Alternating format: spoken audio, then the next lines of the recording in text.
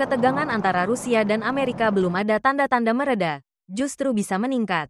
Di tengah pusaran geopolitik yang kian panas, Presiden Rusia Vladimir Putin kembali bersuara lantang menanggapi sanksi terbaru dari Amerika Serikat.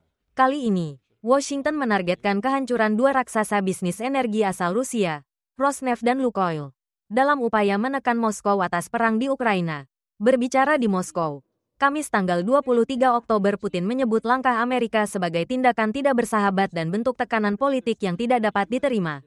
Ia menegaskan, Rusia tidak akan pernah tunduk pada tekanan dari Washington. Rusia adalah negara yang menjunjung harga diri.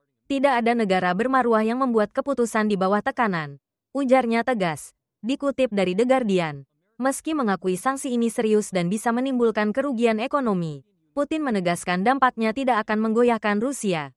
Kami telah menghadapi tantangan yang lebih berat sebelumnya, dan kami akan melewatinya lagi, kata Putin seperti dilaporkan AP News. Sanksi dari pemerintahan Presiden Donald Trump diumumkan sehari sebelumnya. Kebijakan ini menargetkan untuk menghentikan ekspor minyak Rusia, sumber utama pendapatan negara itu. Namun Putin justru memperingatkan, langkah Amerika bisa berbalik arah, memicu lonjakan harga minyak global, yang pada akhirnya juga menyakitkan konsumen Amerika sendiri. Washington Post menulis, pembatasan terhadap ekspor Rosneft dan Lukoil berpotensi mengguncang pasokan energi dunia. Sementara sejumlah analis menilai, efek jangka panjang sanksi akan sangat bergantung pada keputusan negara-negara pembeli utama minyak Rusia seperti India dan China. Di akhir pernyataannya, Putin kembali membuka pintu dialog. Namun ia juga memberi peringatan keras jika ada serangan yang menargetkan wilayah Rusia, terutama dengan dukungan senjata Amerika, maka tanggapan Moskow bisa sangat serius, bahkan menghancurkan. There's a bit of a catch here, isn't there? Yesterday, we heard another statement from the US President regarding a meeting with you, or maybe not, regarding the Ukrainian crisis. Almost simultaneously, American sanctions were imposed against Russian oil companies. Today, the European Union rolled back yet another round of anti-Russian sanctions. Toilets, motorized toys, puzzles, and tricycles are now banned. Can you comment on all of this? Thank you. The cancellation of the purchase of our toilets will cost them dearly. It seems to me they really needed them in the current situation. But what if they continue this policy toward the Russian Federation? Regarding the statement by the US President, well, what can I say? In our last telephone conversation, both the meeting itself and its location were proposed by the American side.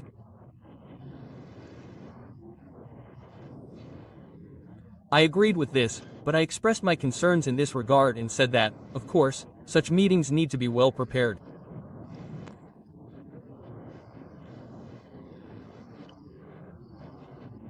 It would be a mistake for both me and the American president to approach this lightly and then leave this meeting without the expected result.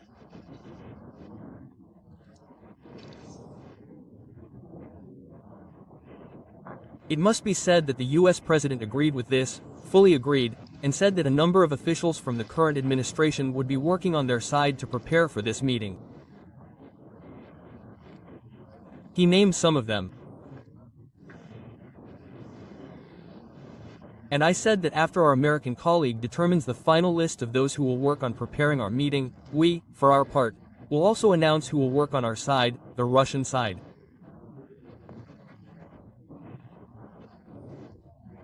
But initially, without a doubt, the first steps in this direction should be taken by Russian Foreign Minister Lavrov and Secretary of State Rube.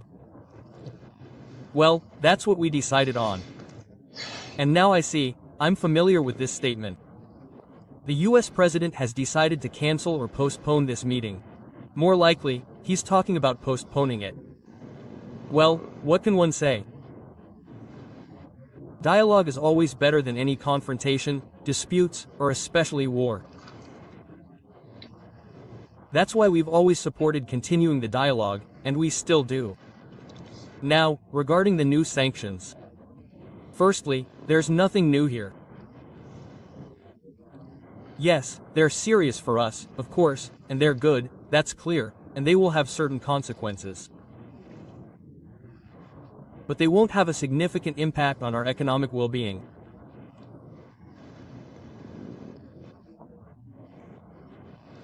Well, during his first presidential iteration, it's well known that President Trump imposed the largest number of sanctions ever imposed against the Russian Federation.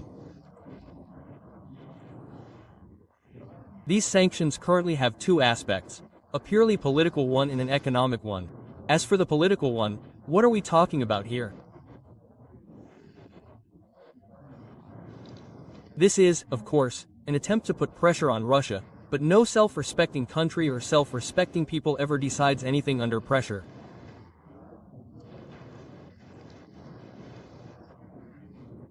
And, of course, Russia has the privilege of feeling and considering itself among this list of self-respecting countries and peoples. And that's the first thing. Secondly, it's a purely economic component, yes. Well, if we talk about the political aspect, then, of course, this is an unfriendly act towards Russia.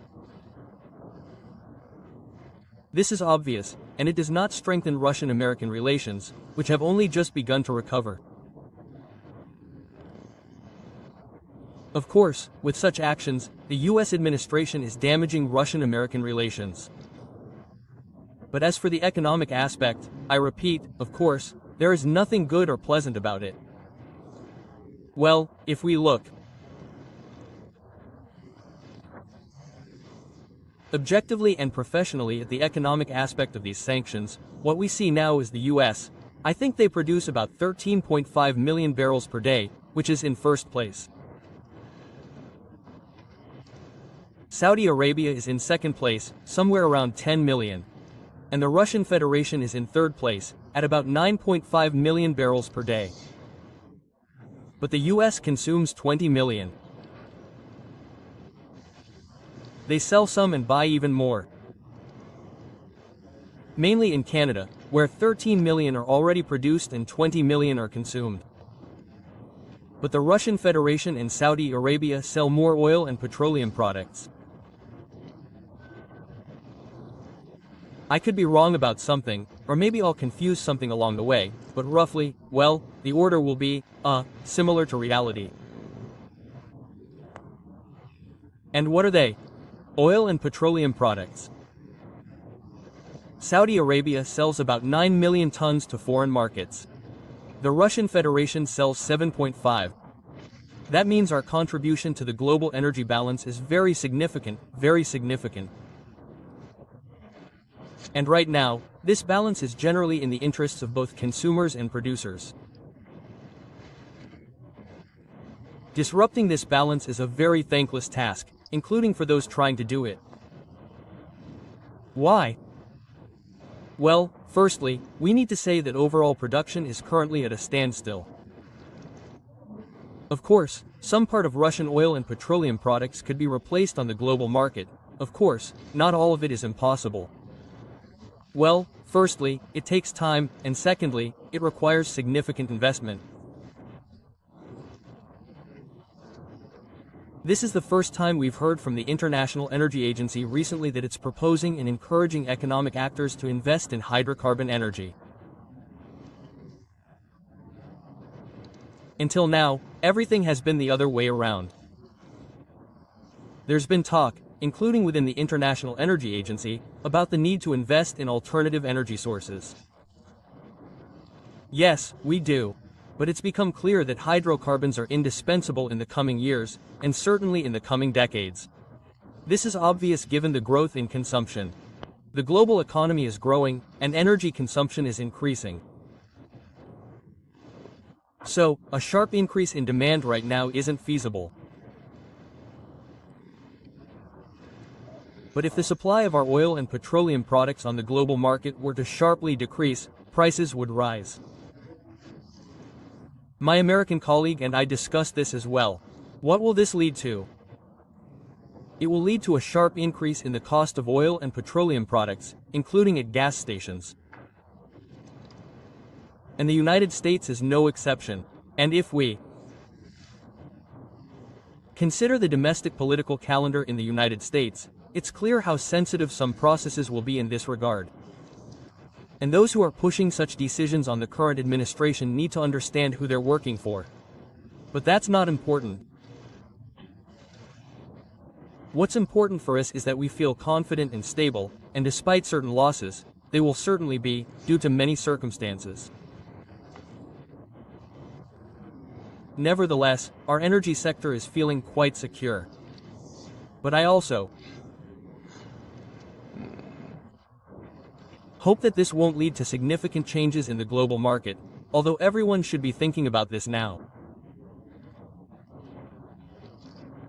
I agree with the International Energy Agency on the need to consider investing in traditional energy, in traditional forms of energy. We are doing this and intend to do so.